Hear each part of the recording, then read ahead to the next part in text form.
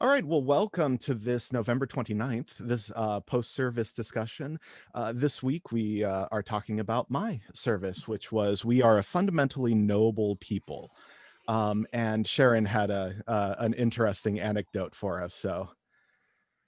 When I listened to the sound sample, after several repetitions of what I was supposed to be hearing, I thought, oh, great, another endorsement of my really unique position in the world, that I'm just not like anybody else. I don't fit any of the molds, because try as I wanted to, I never could hear storm. Mhm. I always heard brain needle. Yeah. And I made myself say, oh, well, I'm hearing green needle, green needle, green needle. No, there's no g there. It's all br. Yeah. So, Michael, is Yes. there an explanation when you hear one word from the first? And You hear the second word from the second phrase? I think it's because I was hoping this wouldn't happen because I could hear both. I just assumed that it would be okay, but the conversion of the WAV file to an MP3 file, because the reason MP3 files are so small is because it compresses all of the higher frequency, right? And so if you're losing that high frequency where the difference resides, then I guess it's harder to hear. That's what the consensus is, it seems. So I'll do is I'll post the original video and you can listen to it. Okay, so the wave sample is compressed. No, the MP3 file is compressed. MP3. Yeah. All Yeah. right. High frequency. That means we're all old, Sharon. Those of us who couldn't distinguish it, were hearing is old. When I was teaching audio recording at the college, there's an audio file of 20 hertz to 20 kilohertz, which is the assumed human hearing range. Now, truthfully, if you're over the age of 7, it's more like 20 to 18, and if you're over the age of 30, it's like 20 to 15. And if you're over the age of 60, it's like 20 to 12, so yeah. Well, thank you very much. But that's plenty to enjoy music, So yeah, I know you're talking, but I don't know what you're talking about. Oh, we're talking about the Brainstorm versus Green Needle audio. We're live.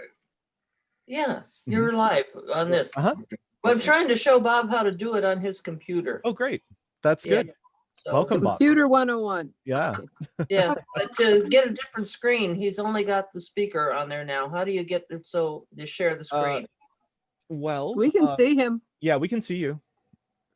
So if you go up to the right-hand corner where it says view, you might be able to mess with that a little bit. There we are. Okay, good. Yep, you can see everyone? Yes. Hi, Bob. Okay. Hi, Bob. Hi, Bob. Looking good, Bob. Lois. Hola. Hi, everybody. Lois is next to Bob. That's a. Oh, I don't see her. Oh, there she is. You don't know him. Your mouth.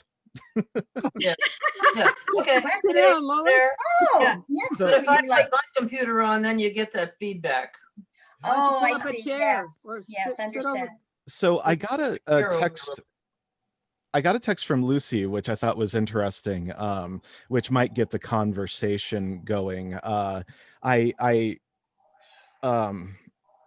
we'll see if any of you agree with this. She says, I'm having troubles getting on Zoom, getting Zoom access lined up where my body is.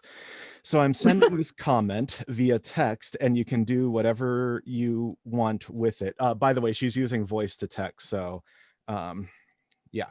I had taken issue with your couple of things with your talk today, Michael. First of all, several times throughout, you would tell us what this person said and then turn around and say, I'm sure he didn't mean, and I would be curious as to what the person did mean versus what your opinion was that he did, how do you know what he meant? Yeah, okay. Maybe I can take these comments one at a time. There is in the course of discussion called the principle of charity, right? And the principle of charity means that you are not assuming an ill intention or a bad faith argument from somebody you're having a discussion with, right? So that's why I amended the story to not make the person sound like a heartless jerk. So, because I don't believe that this person was a heartless jerk. So let's see, if you're sure he seems like you discounted a lot of what this person said, or ending in using the word of a scourge. Scourge is a condition, it's a word, it's, you know, it's a thing that's not that that see the disease and massive population disseminating events that were a virus human species. Unfortunately, I don't know what this means exactly, but basically taking issue with what I get from this, and perhaps you know, we'll have a longer conversation, is I don't believe that people actually, because of the coronavirus being the threat to us that it seems to be, I don't believe that people who think that humanity is a threat to the world actually believe that, or else they would be cheering coronavirus on, right? That's the point that I'm making. And it's simplistic to be sure, but it does logically follow. So maybe we'll have to, Lucy and I can hash this out. So, okay.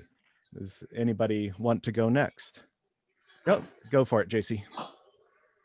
Well, I actually have been maybe once or twice a week falling into that. What might the effect be on our culture when we have all of these? I mean, because now they're reminding us day by day that even the daily increase is more than X given war. In other words, we're truly losing the upper end of a generation. And I'm in that generation, and I have been really giving considerable thought to what my role is, because our culture does not give a positive role to elders.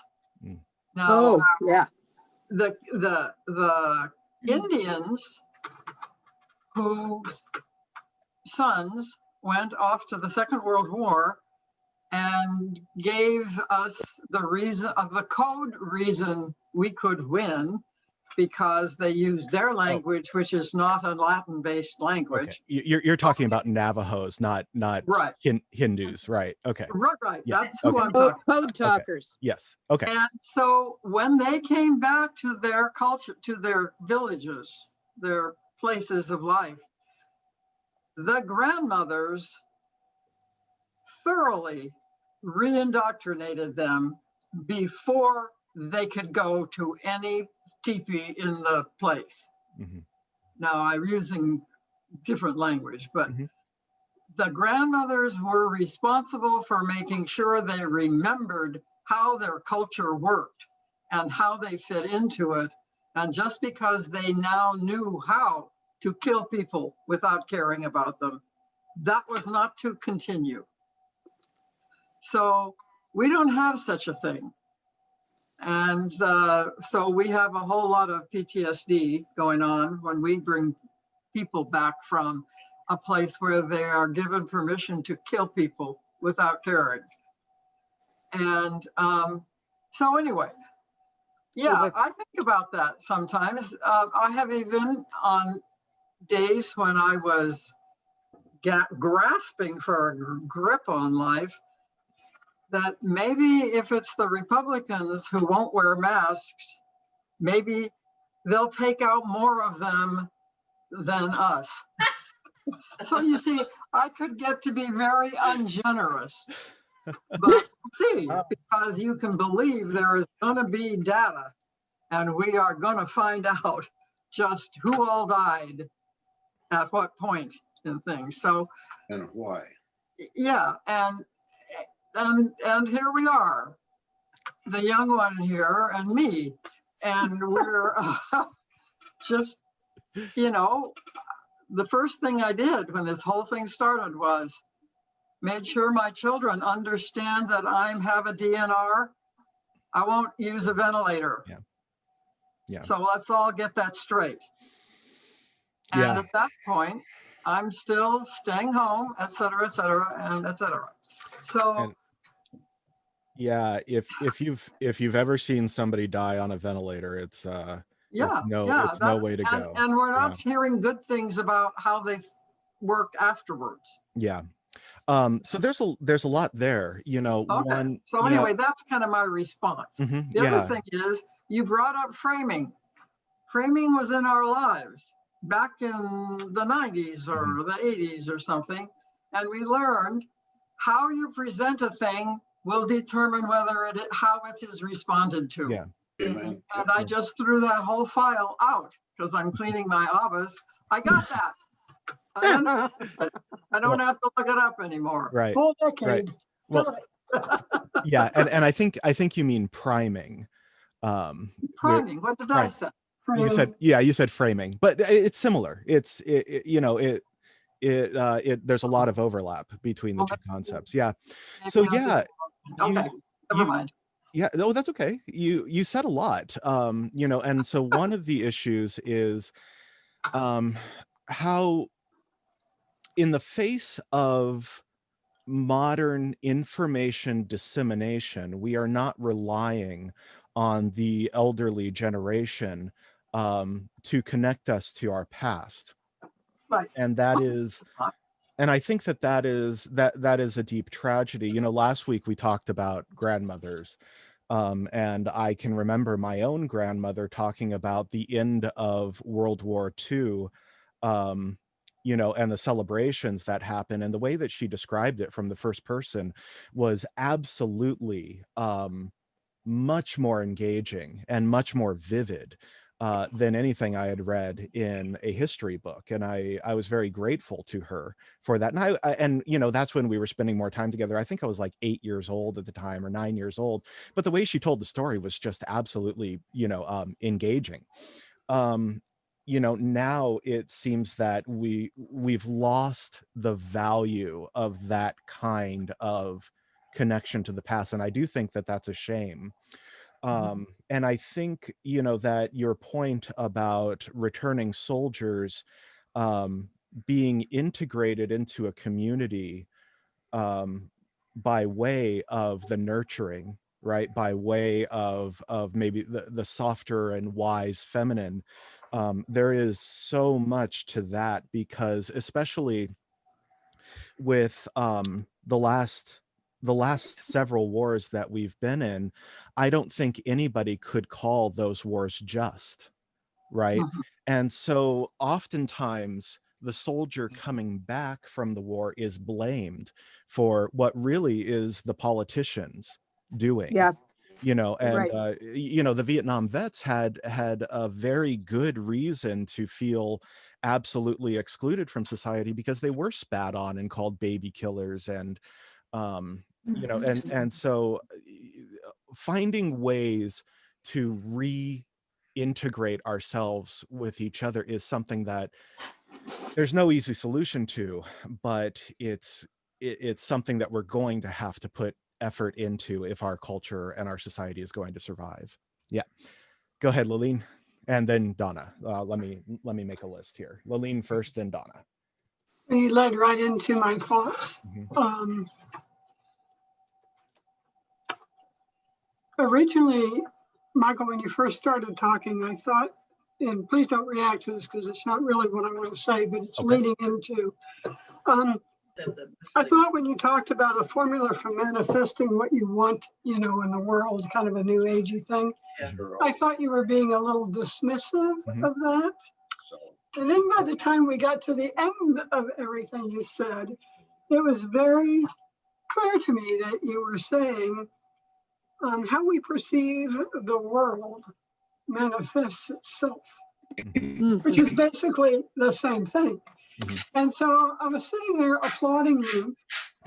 And then I just now was listening to JC and putting together some thoughts that I had about the whole idea of the aged population and those who are most vulnerable, i.e. survival of the least fit, being a very common thing right now. And what is the value of that population?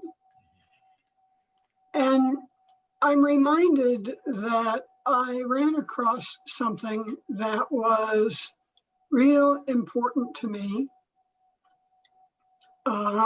which I want to share with you because we're going to do it again within the UU very, very shortly in the next couple of months in the form of a Zoom class.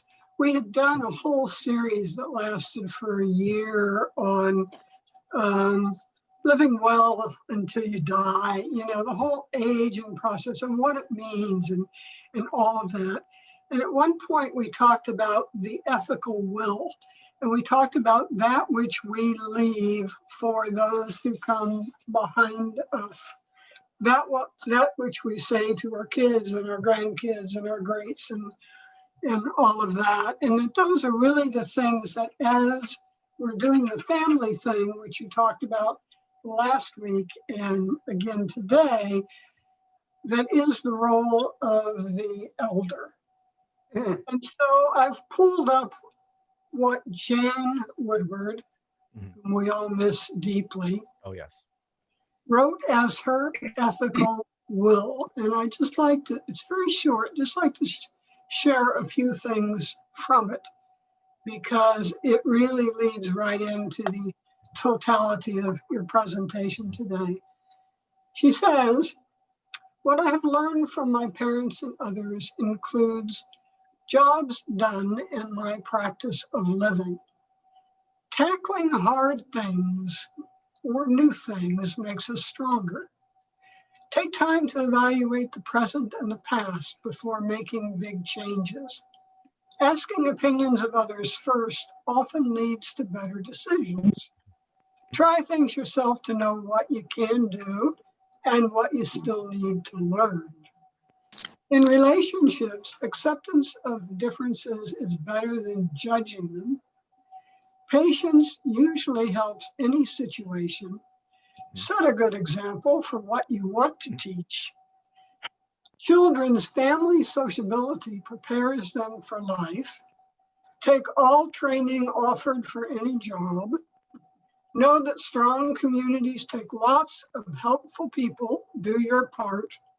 Stretch your mind continuously. Read books. Reading books in a group expands greatly your comprehension. Let go of any activities that hurt you. That was a woman's thinking, just condensed down so incredibly, very near the end of her life, which is really the job of seniors. It is that time when we look back over and we formulate for ourselves, what meaning has my life had for me? What in my life have I given in whatever way for others? And how do I walk in the world? And is there a consistency with how I walk in the world today over how I've walked in the world? And where along the way did I learn things and make changes or moderate things? And so I just felt that whole piece, given what you were talking about today, about how we perceive the world manifests itself, attests to a very serious problem that I believe we created in our world by separating out nuclear families when new families are formed and grandparents are kind of there, off to the side. And then maybe we take them back into the home when their senses are gone or their health is gone or, whatever. And we haven't found, as JC said so simply, a role for elders. And so to me, when we look at what you were talking about today, I think it's really, really important when we look at family, to look at family that includes elders. In other words, to include the entire lifespan. So I really wanted to have a chance to share that. I realize it's a long time, but That's here's okay. our trigger some thoughts. That's okay though. Yeah. Well, first off, that will is 100% Jan. That she was. Mhm. Well, I mean, she was just a relentless supporter of mine, which I will always be grateful for. And that will, that advice is something that I can only hope everyone who heard that would take to heart. And I know that, and one role for the elderly that we have really enjoyed as a society is the role of volunteerism. That the majority of volunteers, and we know this from the church, and I've got a mother over here who volunteers for the school system, and really we have to think about the social capital that is generated by elderly volunteers. So there's that. I know you said you didn't want me to respond to it, but I feel compelled to. The truth is, I am dismissive. I'm very dismissive of things I can't prove. And so when it comes to New Thought and my ministry diploma, my my ordination is from a metaphysical New Thought church. So I do see a lot of value in it. But if I'm talking to a group of people where I know that manifesting works for me, but it might not work for you. And so same thing with God. I believe deeply now in God, but I'm very dismissive of the idea of a divine intelligence because I know not everybody believes that. So that's why I adopt the attitude that I do regarding that. So Okay. yep. We can do manifesting sometime. Donna wanted to go next. Well, first of all, Lillian, thank you for Jan's words.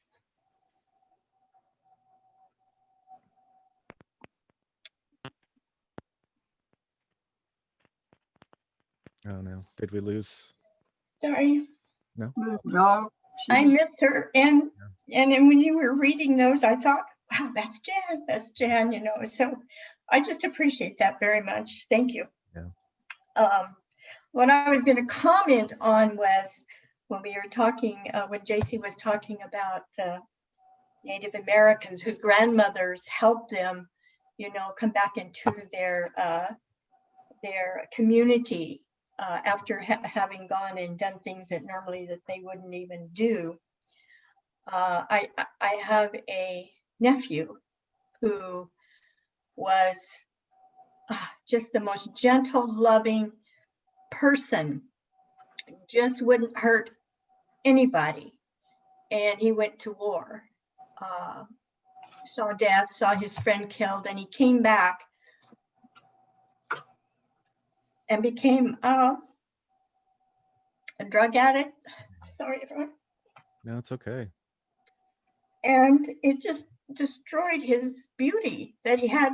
He still has it, but of course it just is not coming out because of that. And I just wish that we would have had more grandmothers to help these people come back, because they were put into a situation that is not who they are, were people of love, and they were asked to do things that were so against their true nature that of course it affects them.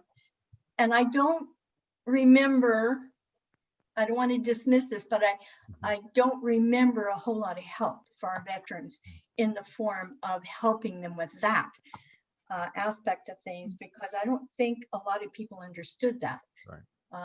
Our society was saying, you know, go to war, do this, do that, you know, because we have to preserve our freedom.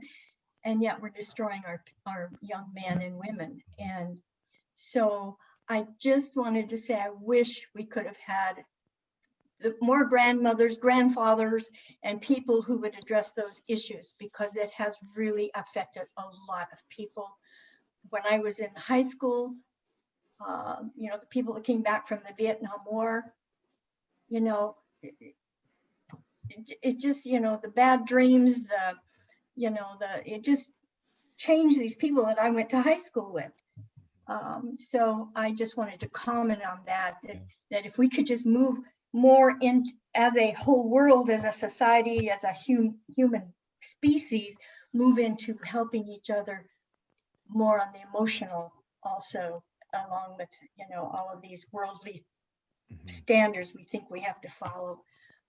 So that was what I was wanting to share. Yeah, you and you're not kidding, man.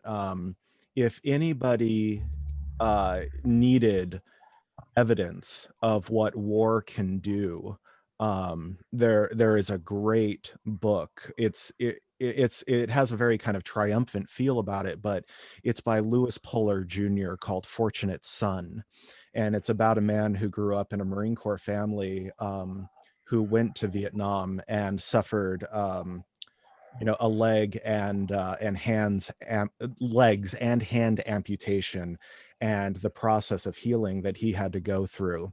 And he ended up taking his life, I think in the 90s.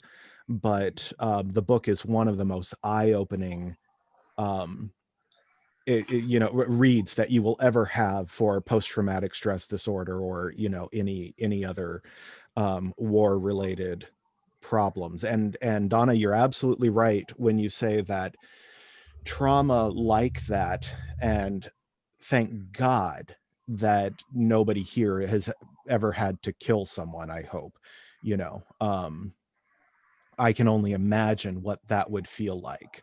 But I think we all have experienced grief that has changed us dramatically. And I think at least acknowledging that can create a wellspring of compassion. And, you know, I don't, from Vietnam, actually, I would say from Korea onward, I don't believe the sentiment of America was go fight this war because it'll protect our freedom. I think the sentiment of America was, what the hell are you doing over there? This has nothing to do with us, you know.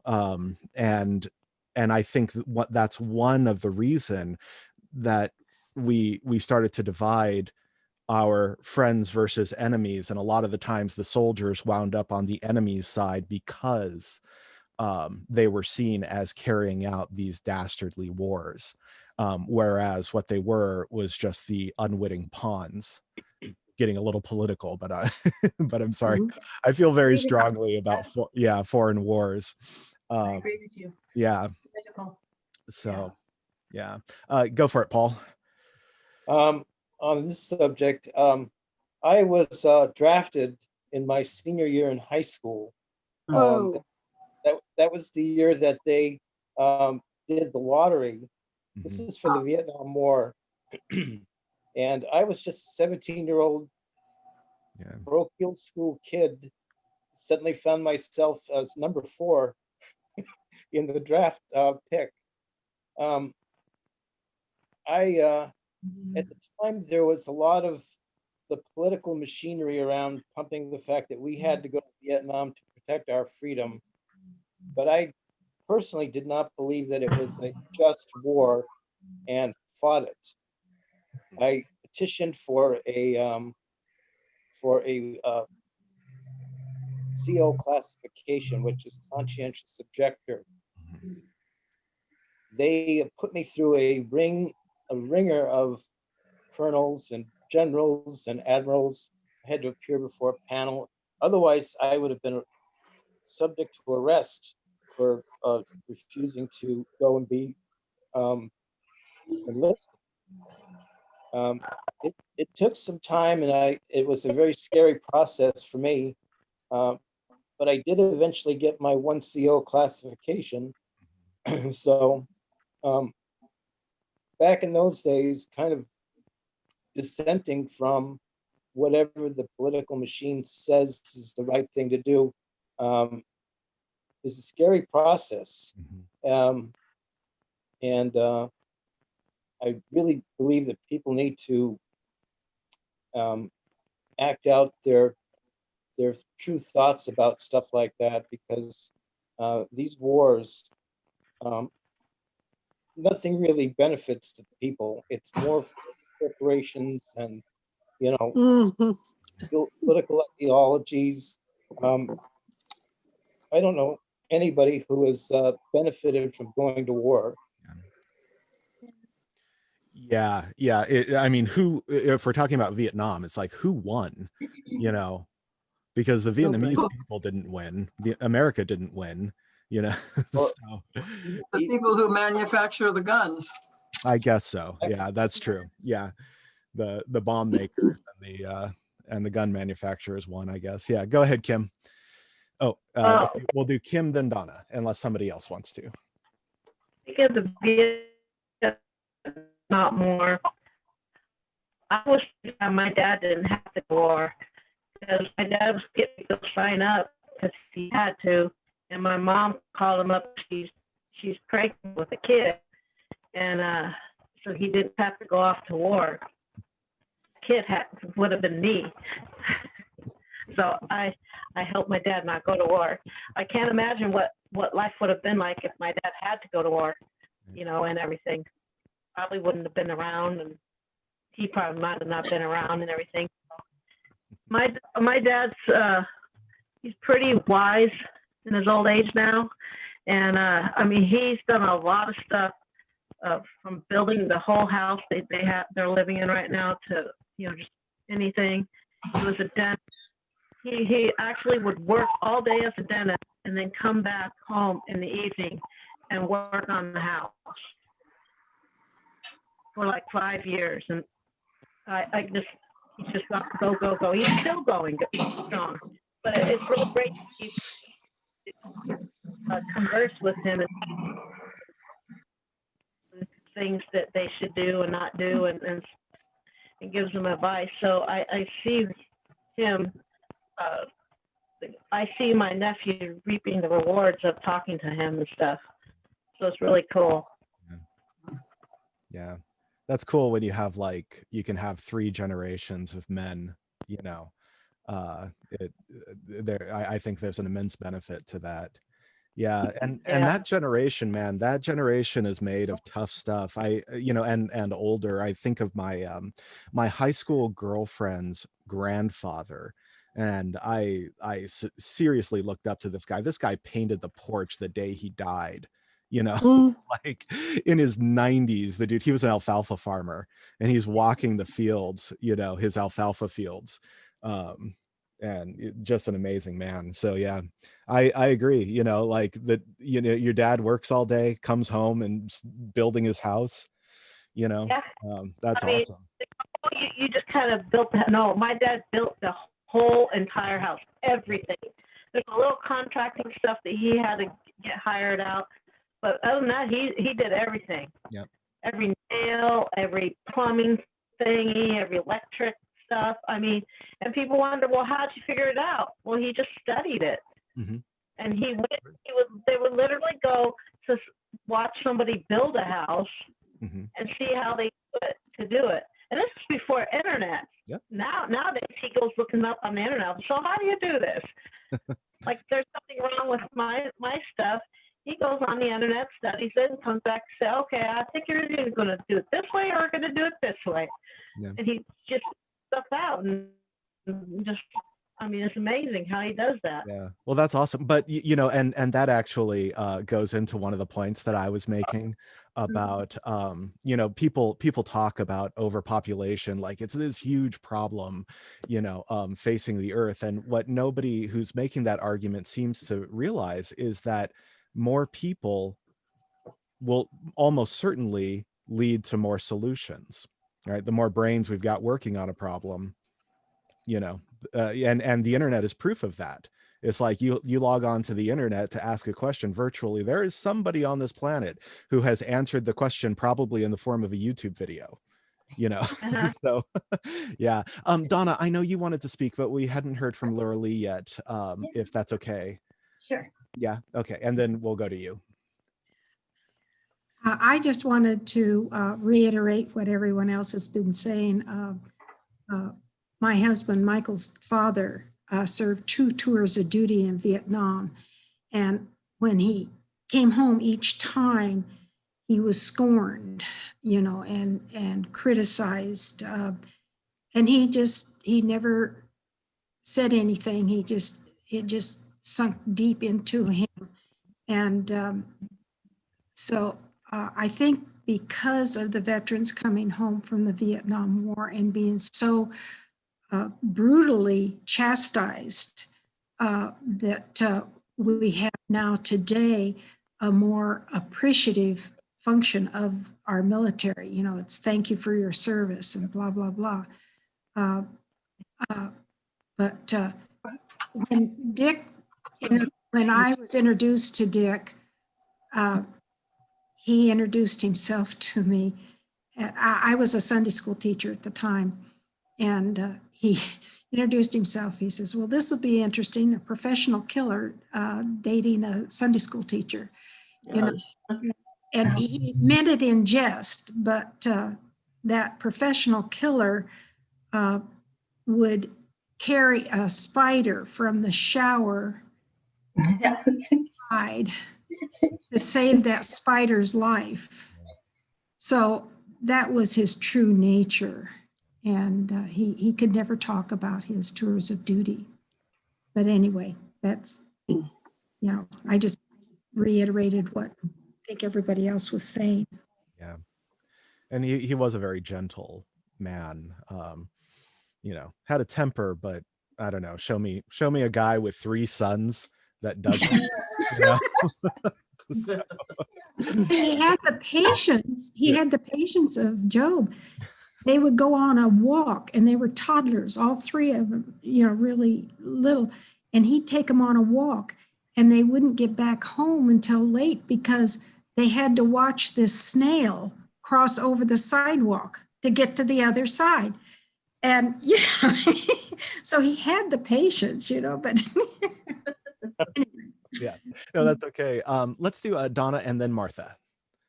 Okay, I just, you know, this concept of war, perception that we need to protect ourselves and everything, I see as a function of our consciousness level, our collective consciousness level.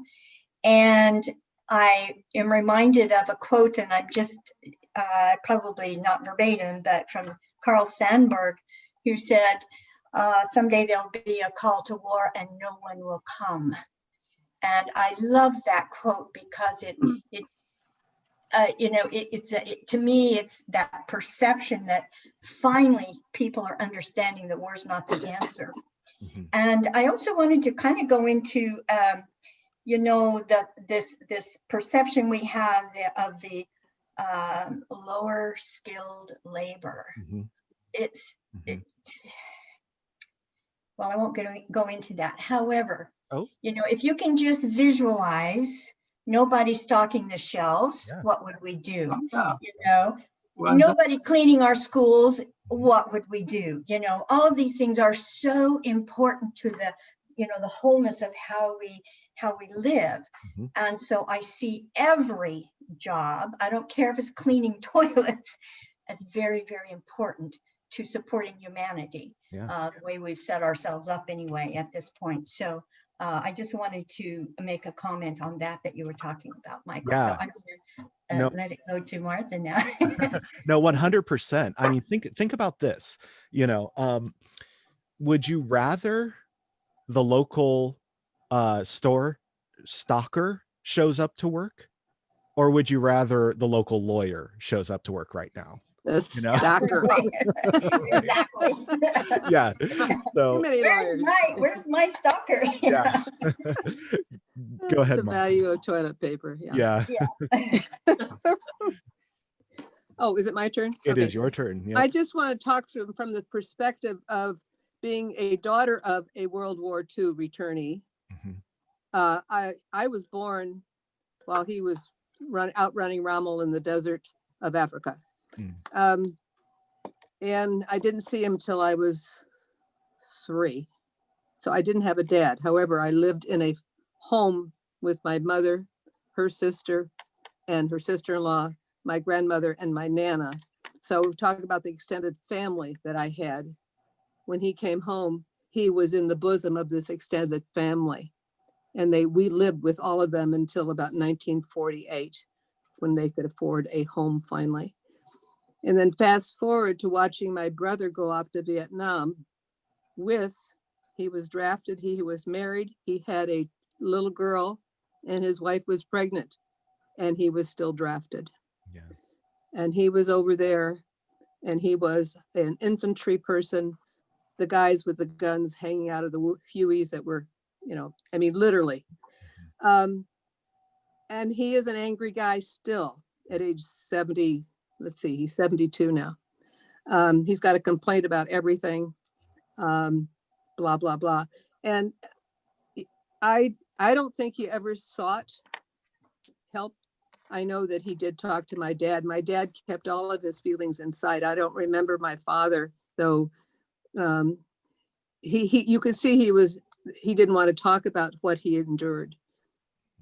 He was not the outward going, loving guy that he probably was before he left, because he used to play the piano and sing and do all kinds of stuff, from what I hear from my mom.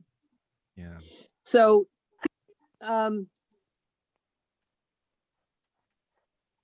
fast forward to today and talking about JC and her elder thing and what we were talking about. And we've been stressing elders. And one of the things that I know that I did with my family, my nuclear family, I uprooted them from extended family. We talked about that last week. But I'm trying right now to, make sure that I am the elder, quote unquote, in residence, if you will, for my grandkids and my daughter-in-law. And the joy of that is the fact that she asks these deep questions, and I feel very blessed to have this experience. I try in my bumbling way to do the best I can, but we do need extended family members. And that's one thing I notice about in Roseburg. There are many, many families that have extended families in many generations. And there's good. And then there's also, there's some things about that. But anyway, I've just seen the couple of generations of war and how, and my brother did say when we were in a veteran cemetery where my dad and mom are buried, and he said something about why did people burn those flags when we came home? And it still bothers him. Yeah. So yeah, no. Absolutely. Yeah. And then of course, you can get into the discussion about, fighting for the freedom to burn the flag. Yes. And I tried to say, well, that is a right because we have Right. freedom of speech. Freedom And of speech.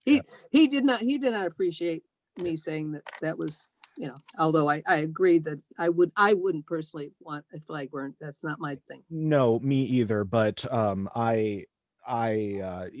there's an old quote about give me liberty or give me death, and I have got to stand up for the rights of people to express themselves, as long as they're not physically harming somebody else. Yeah, That's right. I agree. JC, and then Laura Lee, if nobody else wants to talk. I have real quick. a Unitarian experience about what we're talking with. I went Go ahead. to a Unitarian district meeting up northern Washington. And on the Sunday morning, they were planning a chat about whatever, I don't remember what. And I was late. And as I walked across the campus, I was joined by a guy who said, I'm a Vietnam vet. I'm going today to see whether these Unitarians really can practice what they preach. And that opened me up in a way he had no way of knowing. And I listened really differently to what went on in the meeting. And I don't remember catching up to him later and saying, well, what did you think? I think somehow he opened me up enough that I could tell what he thought. And it's not easy to change or to make what you've always thought you valued real by changing your own behavior to fit more clearly into a newly defined value. Mhm. So that's the other thing we're good at theoretically. I agree. I think that if you were to remind yourself of the principles every day, Mhm. you know, that would be a great, it's kind of like Jan's ethical will, you know, it's Yeah. like there's nothing in there that would not benefit you. Oh, and thank you for if. Oh yeah. Oh, yes. If. I That could was wonderful, Paul, stand wasn't with you on Yeah. if. Yes. Yes. I agree. I know I said Laura Lee, but Bob hasn't spoken yet, so let's hear from Bob. Bob has been sitting here listening to this as one of Join's sermons starting years ago when I first met Annie, Mm. and poking my brain to modify some of the violence that I've been through, Mm. and with parents who were, my dad was a disciplinarian, grew up in the Depression, so he was a very harsh individual in order to survive, do anything for whatever. He was successful, but he, in so doing, moved from Chicago to California and up the ranks from a factory worker to the company that essentially, that I forget the name of the company that makes bowling balls. He was, but the West Coast guy for them. So he's been my model, I would say, but he wasn't a preacher. He didn't have things written down, rules of the day, order of the day type thing. But you damn well know when you stepped out of line because you're going to get a beating. Mm. That was his line that he grew up with from his folks from the old country that were coal miners back in Lithuania. Came to the US on a boat through Ellis Island, as thousands of are still people that are walking around have done. But getting back to meeting Andy and being introduced to our way of thinking and doing was miles different from what my father advocated, which was, I'm not going to teach you, you go to church.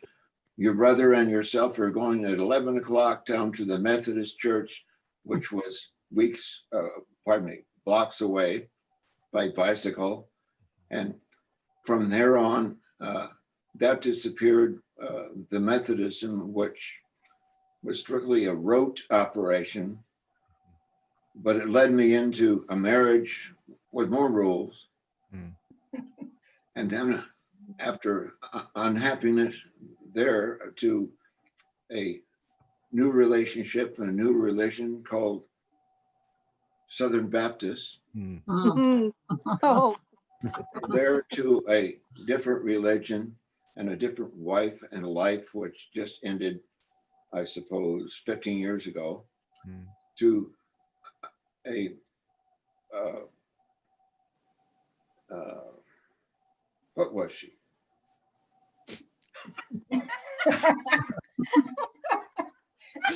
Catholic. Catholic. Oh, okay. So that was a very different kind of introduction and a different slant on things. But what has valued my life from meeting Annie till now is the fact that we have our group, which is nationwide and worldwide, we know, to make sense out of life. That's been the big thing. I was a paid killer for years, starting in about 1950. Got a pilot's license with the Air Force. Was indoctrinated, I think, for a whole, at least 2 weeks by military instructors that were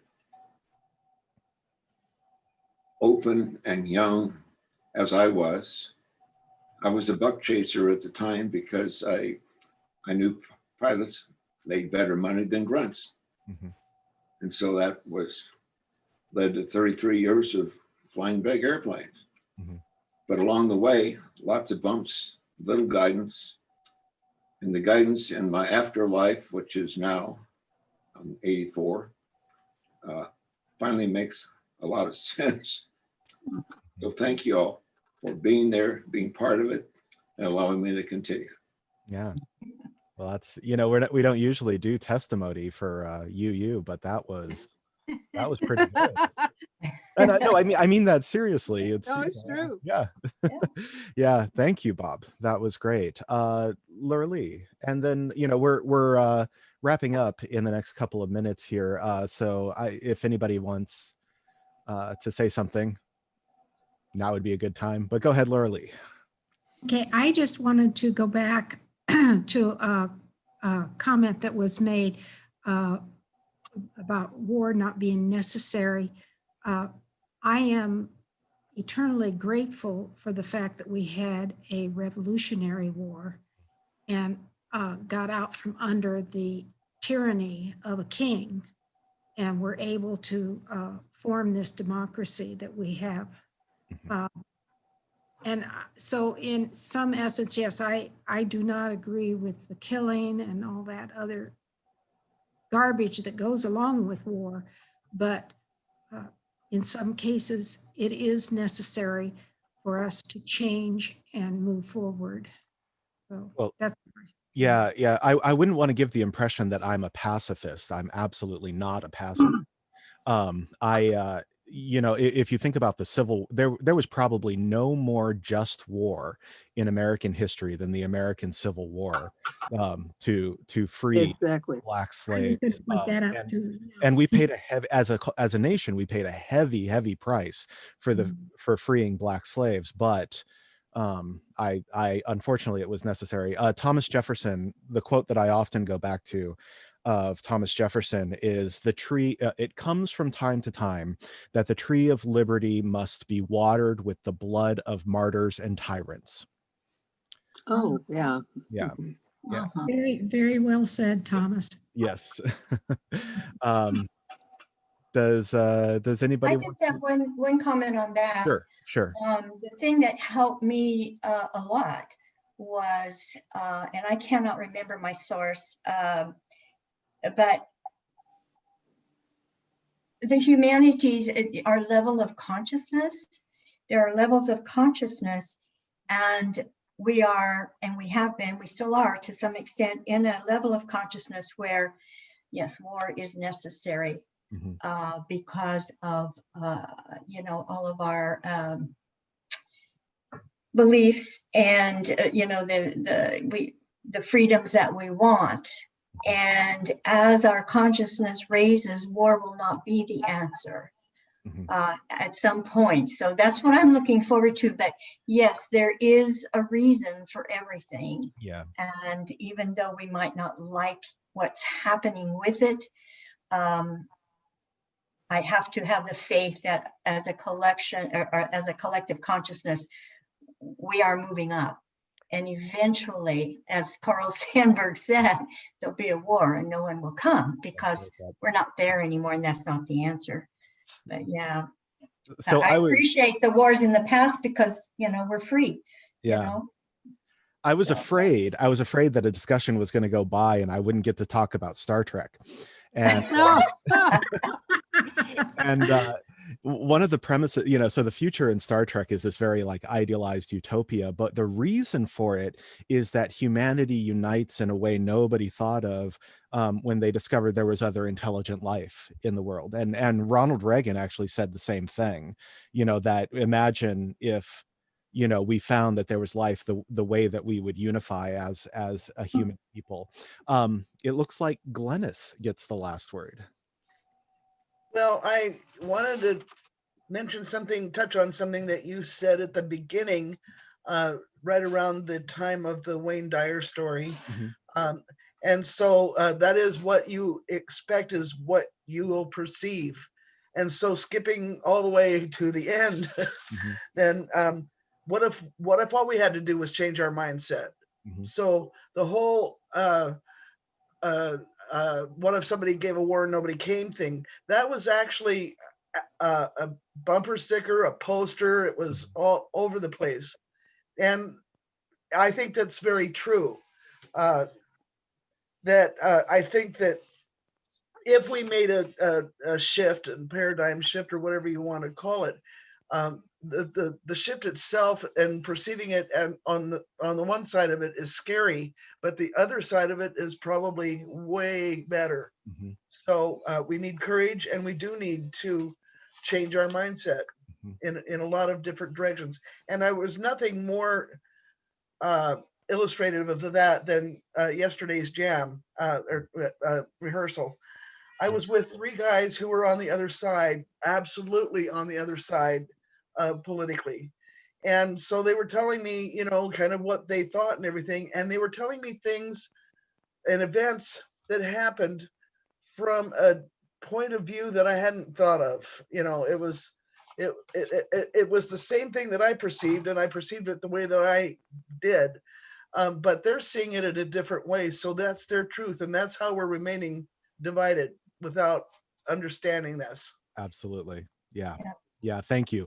That was probably the best summary that I could have gotten for what I was trying to get across. So thank you, Glennis. It could be that a new society, a new culture is emerging, and all births are painful. So, and we might just be in the midst of that. Well, everyone, Yes. I am thrilled with the way this discussion went. So thank you to everyone who contributed. You all are awesome, and I hope to do it again next week.